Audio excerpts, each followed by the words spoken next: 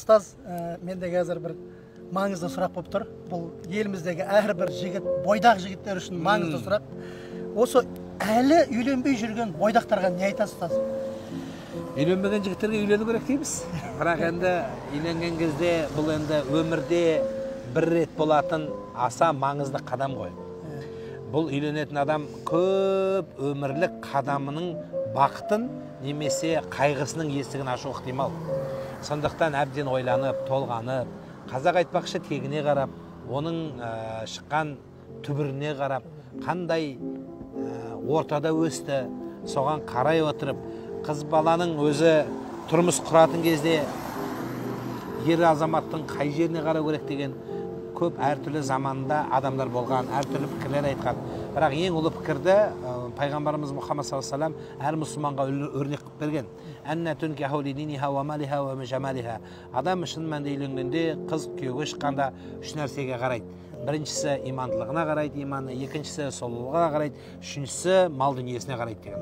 Сен имандылығына қара, яғни сол иманды деген сөздің ішіне алатын болса, оның ішіне бәрі кіреді. Тәлім, тәрбие бәрі кіреді.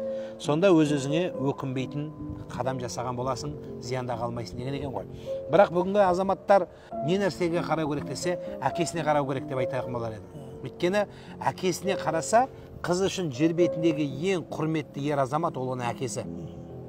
Әкесіне қараса, бір отбасында әкедей дәрежесі, мәртебесі, құты, берекесі болса, ол әулеттің қызы да соған бейімделген қыз болады.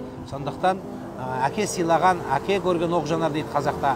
Бірақ енді елдің ішіне тараған бір мақал тәмсіл бар ғой, шешесіне қарап қызын ал деген.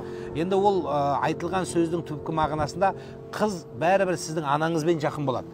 Ас үйді бірге бөліседі. Сондықтан бұл сол жағдайда қажетті. Ал бірақ қыз нағыз ер азаматты, елдің болашағын ойлайтын, отбасына қорған болатын адамды таңдағаны дұрыс болады. Тіпті анау қыран бүркіттердің өзінің еркегін таңдағанда әбден сынап барып үйленеді дейді ғой. Сондықтан құлай сүйдім сені деп, ертең күні қалай жылап отырып қалмау керек та, мәселе сол. Рахмет.